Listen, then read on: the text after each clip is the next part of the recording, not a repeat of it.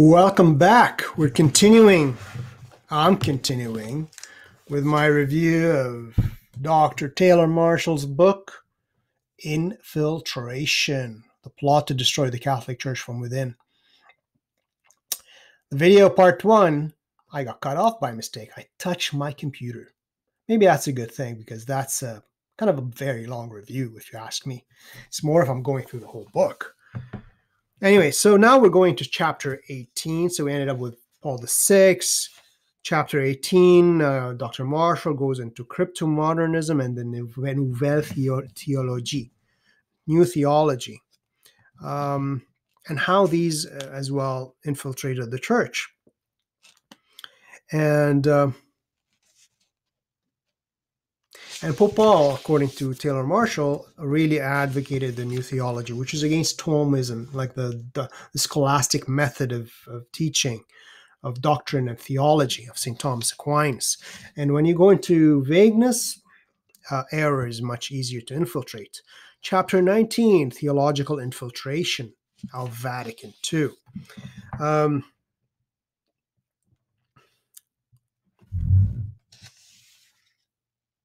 Now, again, so he goes through the different decrees of a couple of different decrees of the council. But one thing I have to kind of as well, I know a lot of traditionalists, even traditionalists take a point of view about where it says here, the document directly addresses the state of Jews, Muslims, the Nostra Aetate document, Hindus, Buddhists, and other non-Christians. And he does, in Hinduism, blah, blah, blah. And Buddhism, blah, blah, blah. And of course, Taylor Marshall does give the correct response. And then regarding Muslims, Nostra Aetate reads, now, this is because I lived in a Muslim country and I do speak Arabic and I know pretty much what Islam believes. So it says, the church regards, that's from Vatican II, the church regards with esteem also the Muslims. They adore the one God, living and subsisting to himself, merciful and all-powerful, the creator of heaven and earth, who has spoken to men. They take pains to submit wholeheartedly, even to his inscrutable decrees, just as Abraham, with whom the faith of Islam takes pleasure to linking itself, submitting to God. So, of course, Taylor Marshall's, as with a lot of the people, the conciliar Catholics will say, see, Muslims and Catholics, we all believe in the same God, the one God, creator. See, Muslims believe in the real God and the true God. Of course, that's not true. They deny Christ as God incarnate. They deny the Trinity. So, and not they, the Quran itself does so. And traditionalists will say, look, that's what the Vatican II says. It's absolutely false. Muslims and Christians don't believe the same God. Can't be true. Yeah, we don't believe in the same God.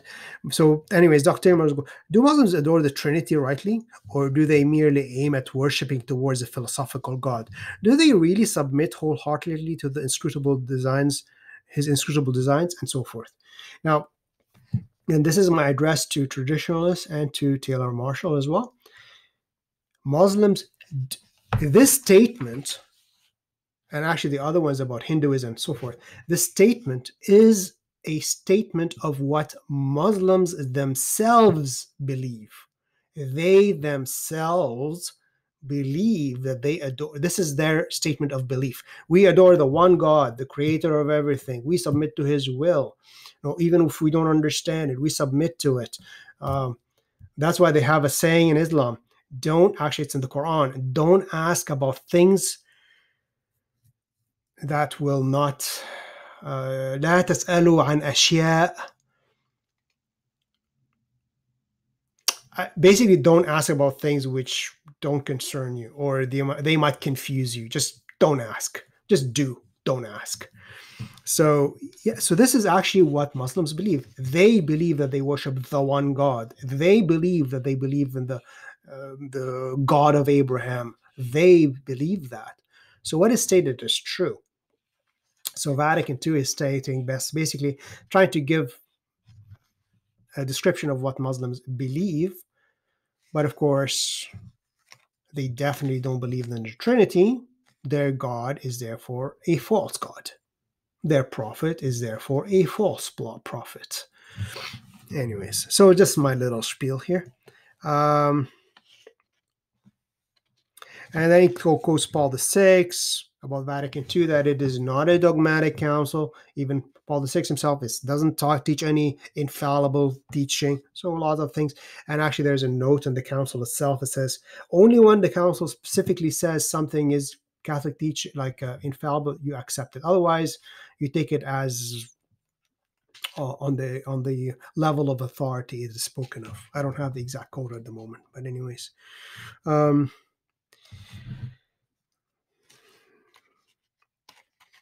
And then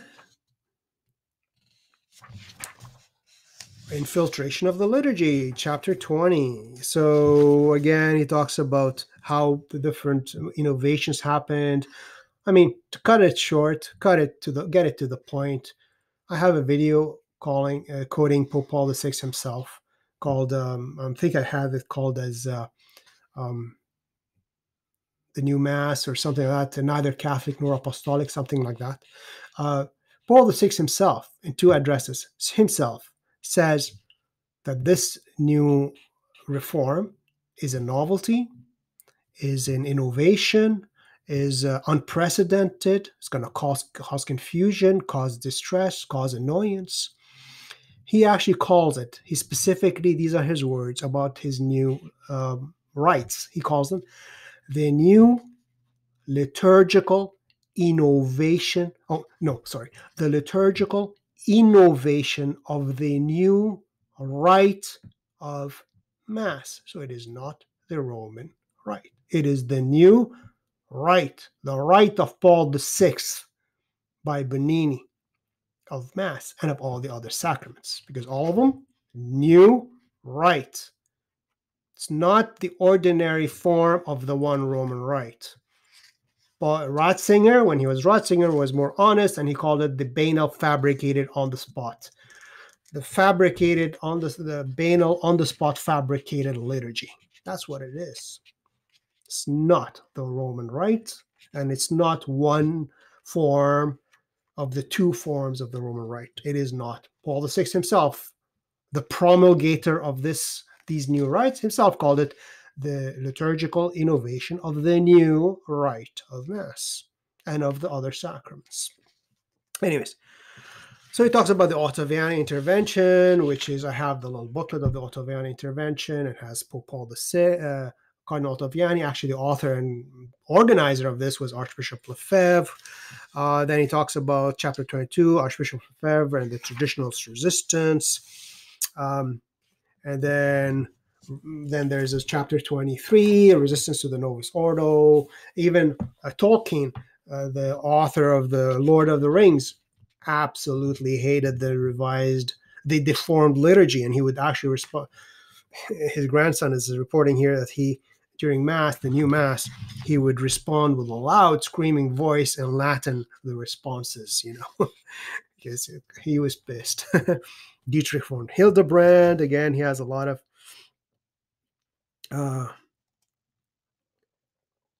so he has like a quote from Dr. von Hildebrand, which was highly lauded by Benedict XVI and I think John Paul II. He says, for the question of whether we better meet Christ in the Mass by soaring up to him or by dragging him down into our own pedestrian workaday world, which is better?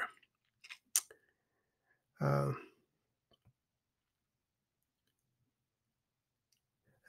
he says that the new Mass, the new liturgy, discourages reverence in the face of mystery, precludes awe, and it all but distinguishes the sense of the sacred.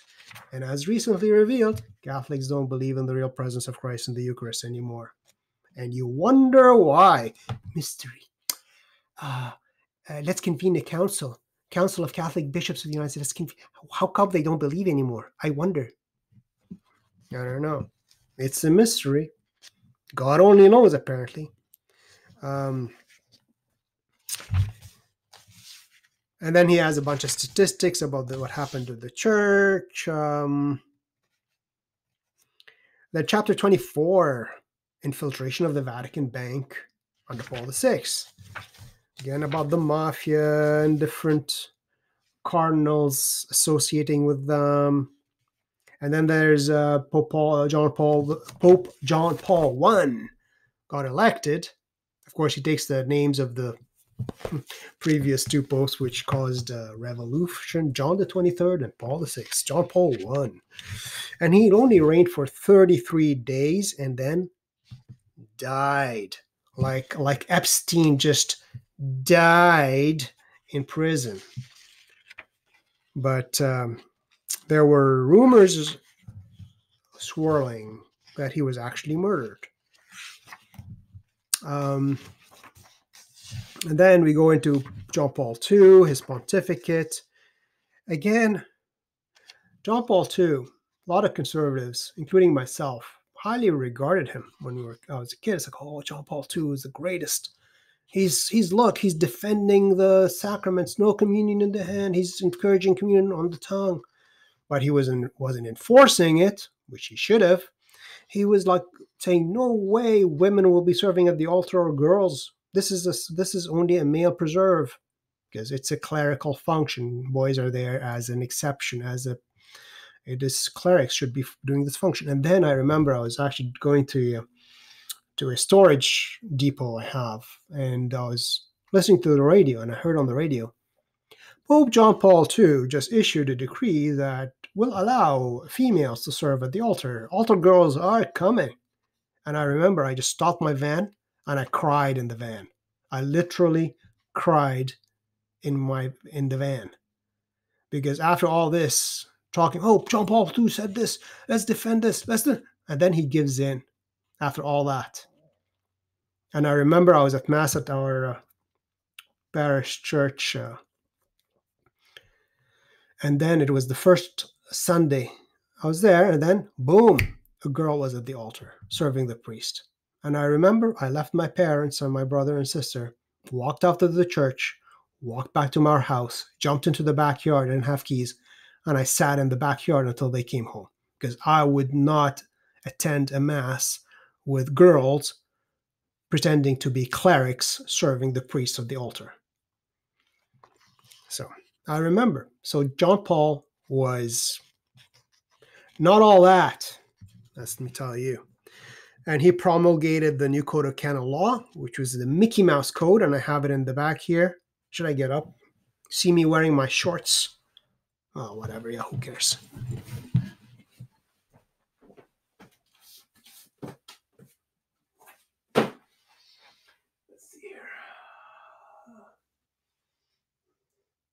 I'm going to be back pretty soon. Just 1 second.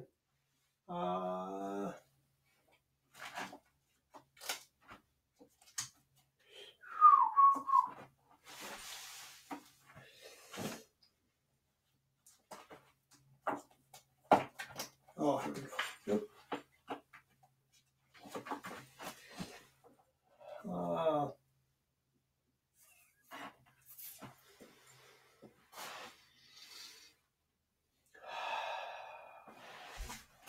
Okay, doesn't matter. But anyways, because I was looking for a book on John Paul II. It's called Peter, Lovest Thou Me?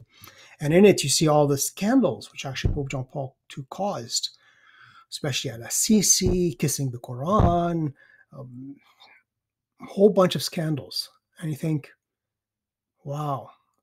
Anyways, so Pope John Paul replaced the rock-solid Code of Canon Law of the Catholic Church by the Mickey Mouse version. The Mickey Mouse version of the code. And I actually see the difference. Huge. Like the liturgy. Everything. So he replaced it, and actually Taylor Marshall here provides how the old Code of Canon Law severely punished priests, clerics who committed sexual sins and other sins, and even in secret. And these things were in the code the old code, they, after it's discovered, these priests they were punished and they were exposed and revealed. In the new code, it says, if only the sin was made public, then you take action. So this provided a lot of cover and moving priests from parish to parish and all this scheming which happened.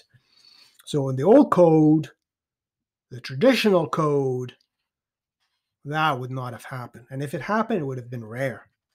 That's why it was rare. I'm pretty sure everything happened, but not to this extent. Not the cover-ups, anyways, to this extent. And then, again, it says here, again, Pope John Paul, again in this book, buy it, Infiltration, Taylor Marshall, how in 83, Pope John Paul II reformed the canonization process, which is how you declare saints. You investigate a person, is he worthy, is he a saint? And he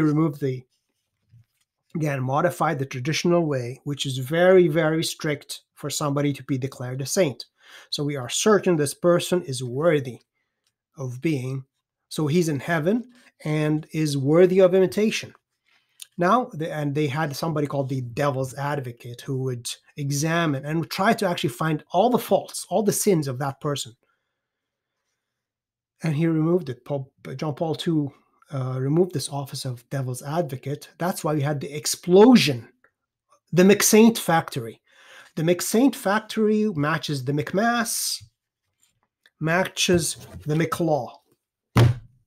Everything quick and simple and fast. That's why John Paul II ended up canonizing, I don't know how many, because it becomes easy. You don't have to examine somebody that long, that much, to determine if they're worthy to become declared a saint. That's why previously, according to the old custom, the old strict way of examining the worthiness of somebody to be declared a saint, vast majority of theologians accepted this as an infallible declaration that this person is in heaven. But nowadays, with the McSaint factory and every pope is a saint apparently, and anybody and everybody could become a saint. Paul VI, the destroyer of the Roman Rite, being declared a saint. Dr. Peter Kwasinski, I don't know how to pronounce his last name. He writes a lot about liturgy. He said we don't have to and will not accept. We should not call Paul VI a saint, and we don't have to accept his canonization as valid, because all the theologians who said it's infallible declaration is based upon the very strict process of finding if somebody is a saint. I might say, well, okay, fine, John Paul II may be in heaven, Paul VI may be in heaven, maybe they repented at the end of their lives. John Paul II suffered really greatly and bodily at the end of his life, really, so he maybe expiated for his sins and he is in heaven. But for somebody to go kiss the Quran and allow paganism to Catholic churches at Assisi and getting blessed by pagan priests in the, Amazon or wherever he was, these are not examples of a saint. So, these could be, he could be in heaven, no problem. He suffered at the end of his life. He received the last rites. But he should not be canonized as an example of virtue, especially Paul VI, the destroyer of the Roman Rite. And that is his epithet. This is his name. This is his code. Archbishop Lefebvre, defender of the faith. Paul VI, destroyer of the Roman Rite. That's what it is. So yeah, that's why some of the modern canonizations, like, what? He's a saint now? Already? Maybe in a couple of 5-10 years, we'll have Saint Francis, first pope with the name Francis. If everybody can be a saint these days. Anyways, so talks about the Pontificate of John Paul II. Of course, he did have, and then he issued the new catechism of the Catholic Church. Again, a new catechism. What was wrong with the catechism of the Council of Trent or of Pius X? Nothing. But overall, it's not a bad catechism. But again, it's wishy-washy in certain parts, and it's kind of wordy. All right, what else here?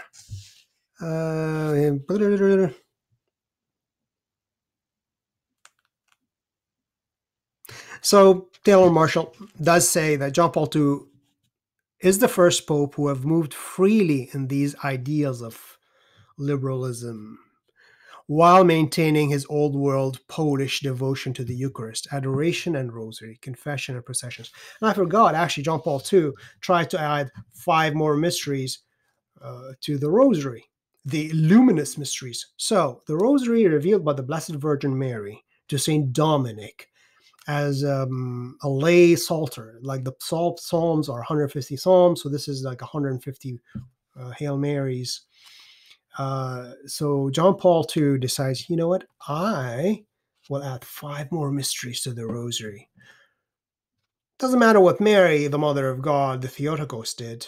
I, John Paul II, will add 5 more mysteries. And anybody who says the rosary doesn't say these 5 more mysteries, pretty much. It's already forgotten pretty much as well. And I think he had 2 or 3 more stations of the cross. I believe he did. I forgot about that, but I think he did add a couple of more stations to the cross. I have to look into it. But anyways, then chapter 27. I hope I'm not boring you. It's chapter 27.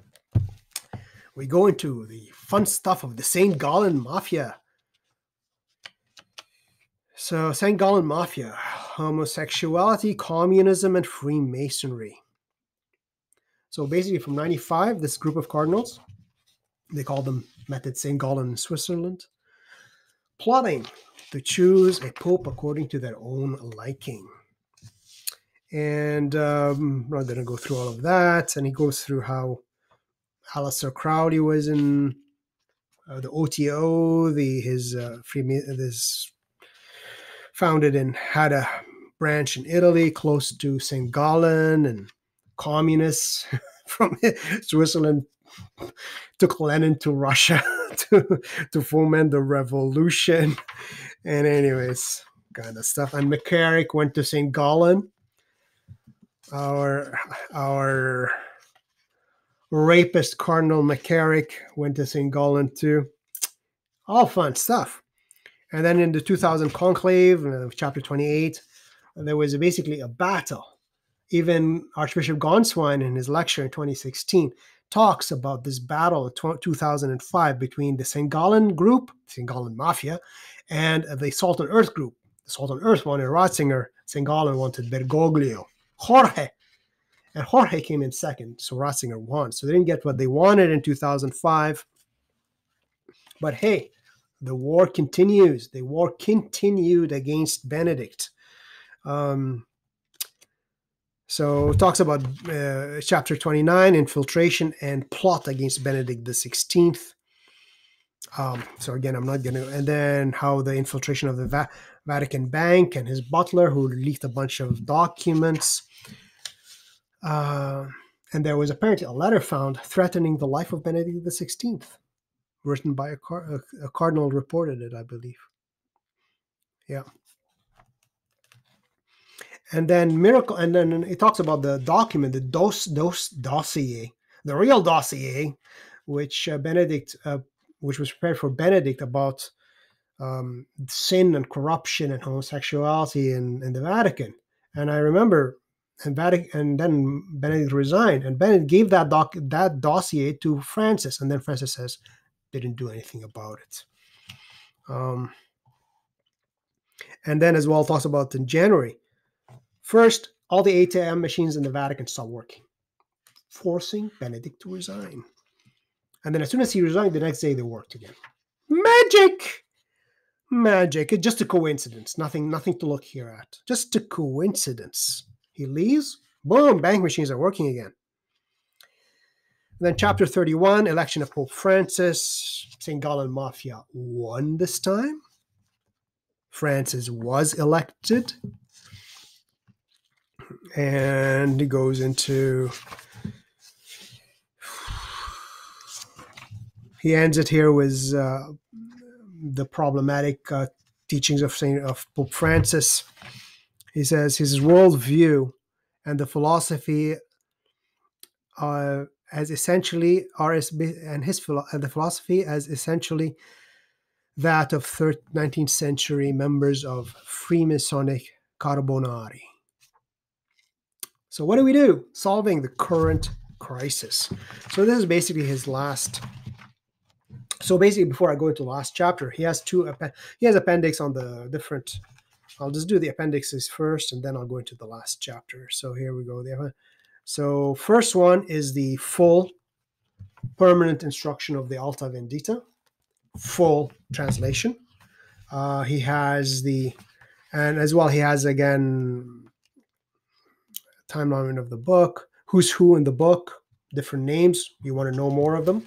He explains who Annibale Bodini is, who Cardinal Calvi is, and so forth. And the other big document is the both versions of the Secret of La Salette. So both versions, the 1851 and the 1870 something, 79. Full versions, so you can read the whole thing. Much of it seems quite authentic, but And then he goes timeline of the liturgical changes, timeline of dates of indults for communion in the hand, so indult for sacrilege. Then the timeline for Theodore McCarrick, which I couldn't care less about. Photo gallery index. So now we are basically, let's see here. Who's who in the book? All right. Okay, so basically this is the last chapter and his solution. So chapter 32. So it's basically 33 pages, and 33 chapters, and I'm pretty sure this is not an accident. He chose 33. Christ lived 33 years. So it's not an accident. He's a smart guy. All right, so I was going to stop the video by mistake again. Got to move away from my computer here. But anyways, so solving the current crisis. So what are the options? Option number one, being a modernist Catholic. Actually, he doesn't miss one option, so I'm going to say it before we even go into this option. Option number one, in my opinion, would be just a Catholic, hold on to the faith, and follow the catechism of the Catholic Church. So become a conservative hermeneutics of continuity, reform of the reform type of Catholic, a la Ratzinger, John Paul II. Now, that's one position. These are what we would call the conservatives. But then his positions are, one, become a modernist Catholic. So basically, truths change, dogmas change, let's go with the times, believe what is being said today. It doesn't matter how the church taught it 100 years ago. What is important, what is taught today.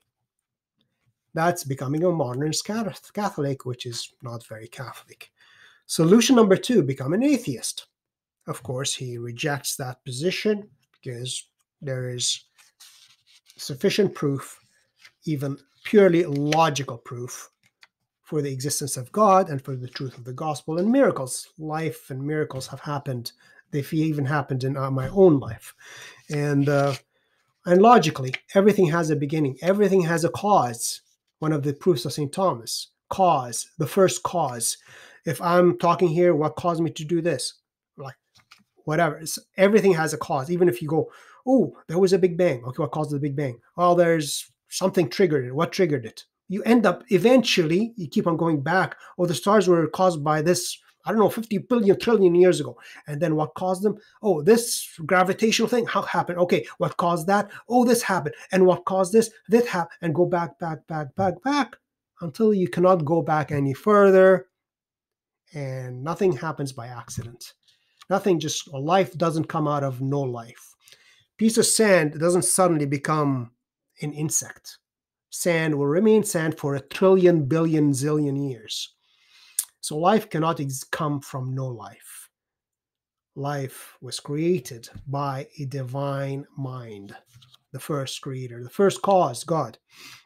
Anyway, so of course he rejects atheism.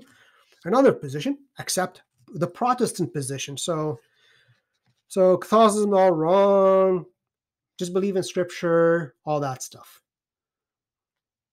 But of course, we know that scripture is full of proofs of the divine, that Christ himself founded the church. He founded a hierarchy with Peter and the other apostles. So it's a non-starter. Then he says, well, how about accepting Eastern Orthodoxy? Again, the Eastern Orthodox, as I say at the beginning, 95% Catholic. They believe pretty much the same thing. The only real difference is the position of the Bishop of Rome, the Pope of Rome, the Patriarch of the West. They say, well, he's the first among equals. That's it. No, yes, he is the first among equals if you're talking about just the patriarchates. Yes, but he is above a patriarch. He is the vicar of Christ. Even, and then you can go to the earliest documents of the earliest church, or even earliest fathers of the church. They always refer to Rome, even before Constantine. And he gives it as proof, which I mentioned previously, how Pope Victor, I believe, excommunicated a whole portion of the church in the East for refusing to follow the Easter date of the West. And then through the intercession of St. Irenaeus and others, he reversed it. Nobody said you don't have the right to do it. Bishop of Rome, even while under the persecution, had the presumption to believe he had the authority to excommunicate almost half the church. Of course, they refused his forcing to change their liturgical custom because they received it from the apostles, which is the right position. And then he reversed himself. Anyways, of course, that position is, and he says, look, the Orthodox allow divorce, they allow artificial contraception. So come on, they've defected in certain parts of the faith too. And then he says, well, accept the sede vacantis position. And this is a position started in the 70s saying, well, there is no pope in Rome now. We are orphans. There is no valid pope. We haven't had a pope since 1958, of course. A lot of sede vacantis say that, which of course kind of is like, well, what's the solution to the problem? How do we even elect a new pope if all the popes are invalid and all their sacraments are invalid and all the bishops are not bishops and all the priests are not priests? How can we have a restoration? How can there be a pope? Well, you'd have to go into this delusion of saying, well, it's the end of the world. That's it. No more popes. Even though the Vatican I says that we will always have a pope dogmatically up to the end of time.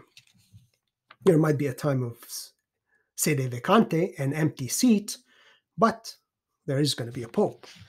So, of course, he rejects that position. I'm not going to go through his various things. And then there is the accept the resignationist position. Is Benedict still pope? Now, honestly speaking,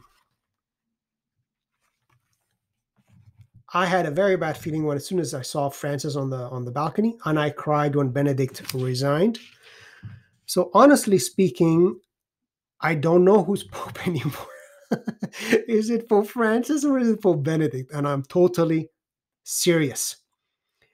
I'm almost tempted. So I'm in the position of saying 75% possibility Pope Benedict is still the Pope, and Francis is the Bishop of Rome. He's a delegated authority. He's assisting Pope Benedict. The Pope Benedict delegated the authority of the exercise of the ministry of the Bishop of Rome, but not the office of the Bishop of Rome. I'm tending to that position. I don't know. But anyways, let's see how it goes. So at Mass, actually at the canon of the Mass, when the priest is praying, because he actually points it out, he says, well, there are those who say, well, Benedict is still Pope. He's still wearing white. He still calls himself Pope. He still gives a papal blessing. apostolic blessing, which he does, and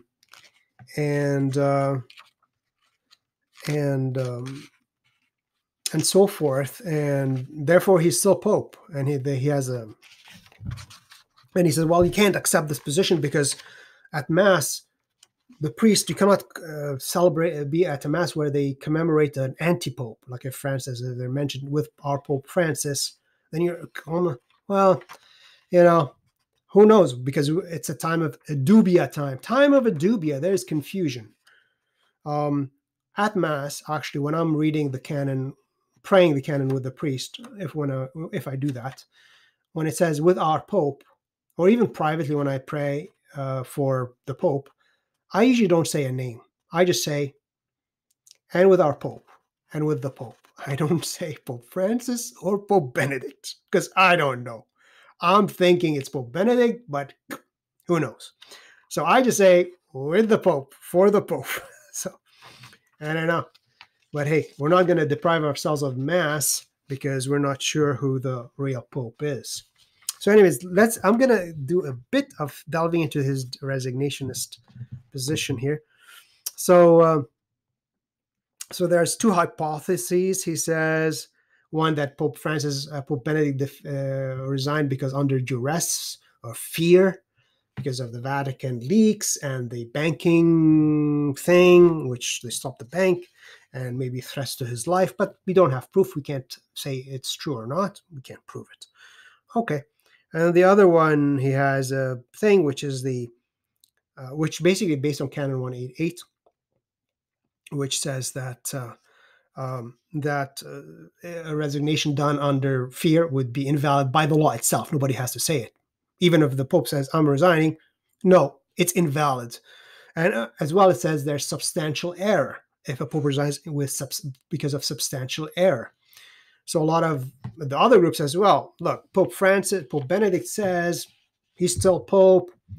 He seems to want to split the papacy into two, an active and a contemplative. And this is a substantial error in the resignation, and therefore it's invalid. All right. So, of course, Dr. Marshall tries to debunk that, but I don't think he does a very good job in this position. And he says this position is at least more palatable because there is still a Pope. They don't deny that they're not sedevacantists. They believe there's a Pope, but it's Pope Benedict, not Pope Francis. So anyway, so he says, well, they quote Pope Francis. He says, my decision to resign. So he analyzes the resignation of Pope Francis. The active exercise of the ministry doesn't. Oh no, this is a saying of Pope Benedict. Actually, the quote he has of Pope. I'm not going to go through it because I could spend like half an hour just on that. Where he quotes Pope. My decision. This is the last audience of Pope Benedict XVI in 2013. He says, my decision to resign the active exercise of the ministry does not revoke this. Of course, Dr. Marshall doesn't show us what he's talking about here. What Benedict was talking about was, what is this which he is not revoking? The paragraph previous to it, he says, here, allow me to go back once again to 19 April 2005. The real gravity of the decision was also due to the fact that from that moment, April 19th, 2005, on, I was engaged always and forever by the Lord. Always. Anyone who accepts the Petrine ministry no longer has any privacy. He belongs always and completely to everyone, to the whole church. In a manner of speaking, the private dimension of this life is completely eliminated. I was able to experience it even now. The always is also so the part from Dr. Marshall's quote, he eliminates this part. He says the always is also forever. There can no longer be a remote return to a private sphere. Then the quote of Dr. Marshall says, my decision to resign the active exercise of the ministry does not revoke this. And then he says, I no longer bear the power of office for governance. So he just says, I don't have the power of office for governance of the church. So he believes in his head, he gave away the power of governance, but he's still Pope. That's why he's dressed like a Pope. Actually, I have I reviewed Antonio Socci's new book that Pope, he believes Pope Benedict is still Pope. And there's actually theologians which bear that fact in mind. And then, actually, I'm not going to go through it because I'm going to go through a whole lot here.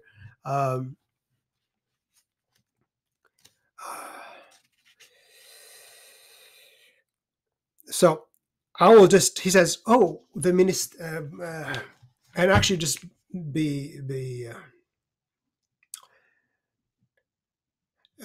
Dr. Marshall again says, oh, these people who say the Pope didn't resign because they divide the ministerium, ministry, from munus, office. So they say Benedict resigned the ministry, but not the office. Now, and he says here, the ministerium is the ministerium of the papacy is one and the same as the munus of the papacy. No, actually, canon lawyer, canonist, professor of canon law, Stefano Violi, in 2013, in support of Benedict, actually, wrote, and he's a theological faculty of Emilia Romagna, faculty of theology in Lugano, and he goes through, it's 13 pages of discussion of munus, ministerium, patrine ministry, and the words exactly of Benedict, and what code of canon law is applicable. And it's a big, long freaking thing.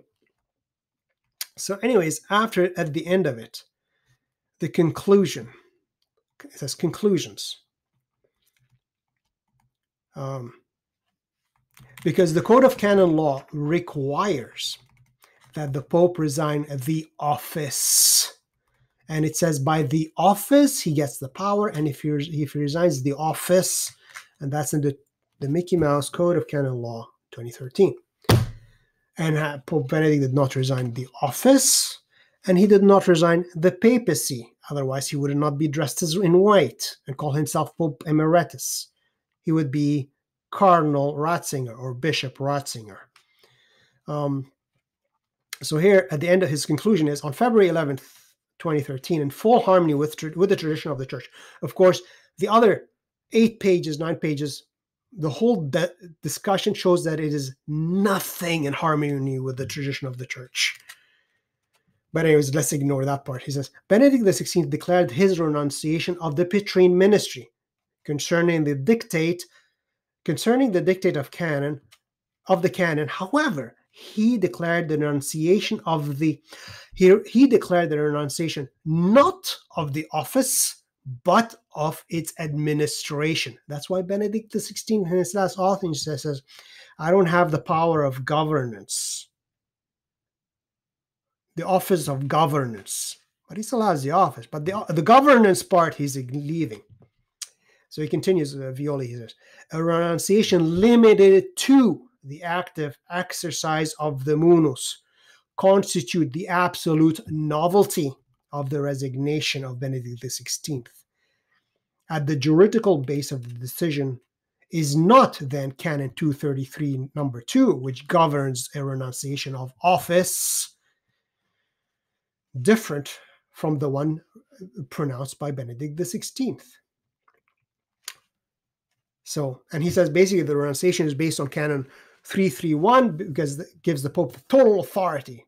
No, Pope doesn't have authority to reinvent the church, to reinvent the patrine office. So basically this canon lawyer, the professor of canon law, actually praising Benedict XVI himself, distinguishes between munus and ministerium, and that he specifically says Benedict XVI resigned the active exercise of the ministry.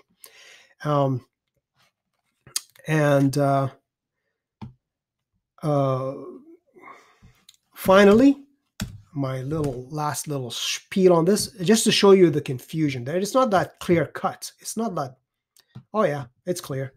Archbishop Gonswein, the personal secretary of Benedict XVI, in 2016, had a conference, a speech, talking about a book by a professor.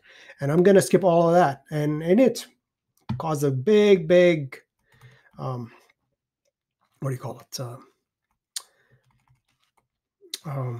Controversy. And in it, I'm just going to go to the key part, which is on page 2 and 3. And we will find out, why is Benedict wearing white? He tells us this is the personal secretary, the 24-hour a day on the side of Benedict. And he actually a head of the pontifical household of Francis as well. And he actually says that the resignation of Benedict is completely different than any papal resignation in the past. It has no equivalent. So for anyone who says, well, popes resigned in the past. No, even Gonswine says it has no equivalent. So let's go to the, so just the key part of this his statement.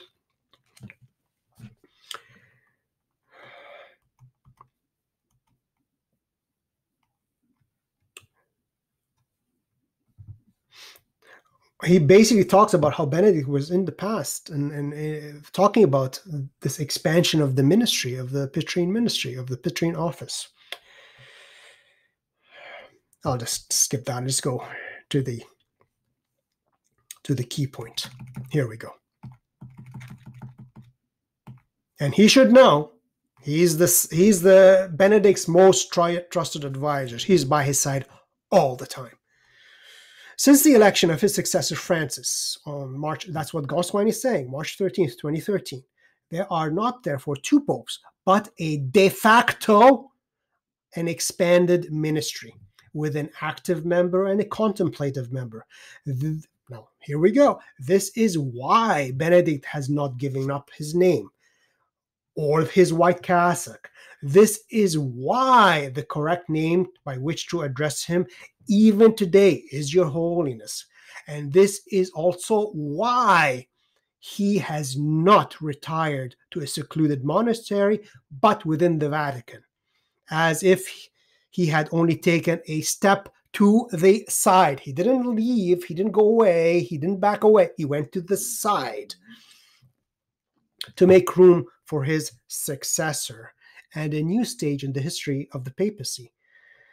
And he, by that step, enriched the power with the power station of his prayer and his compassion located in the Vatican gardens. So he's still in the Vatican gardens. So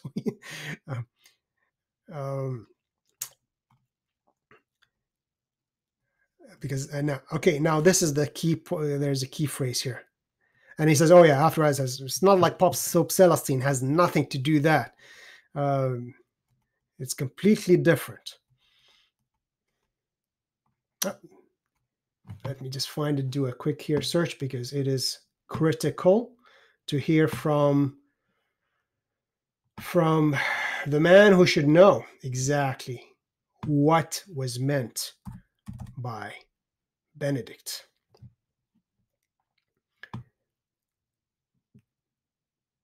Okay, here we go.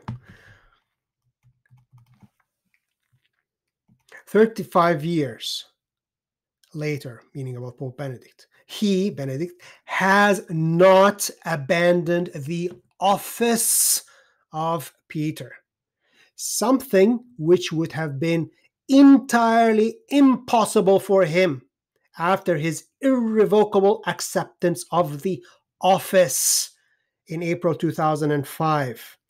Remember, Benedict said this irrevocable, he took this irrevocable, this is irrevocable. This does not irrevoke this, does not revoke this, doesn't revoke this. What is this? The irrevocable acceptance of the office. He did not abandon the office of Peter.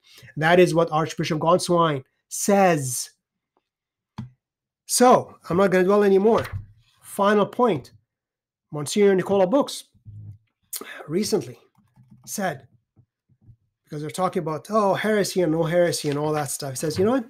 As you can see, there are many practical, theological, and juridical difficulties to the question of the judgment of the heretical pope. Perhaps, and that's in Nicola Books, Theological Consultant of the Congregation of the Doctrine of the Faith, friend of Pope Benedict XVI.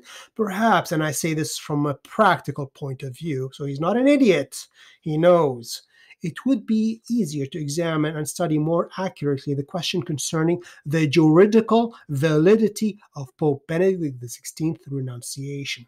That is, whether it was full or partial, in the middle, as some have said, or doubtful, since the idea of a sort of collegial papacy seems to me to be decidedly against the evangelical writings.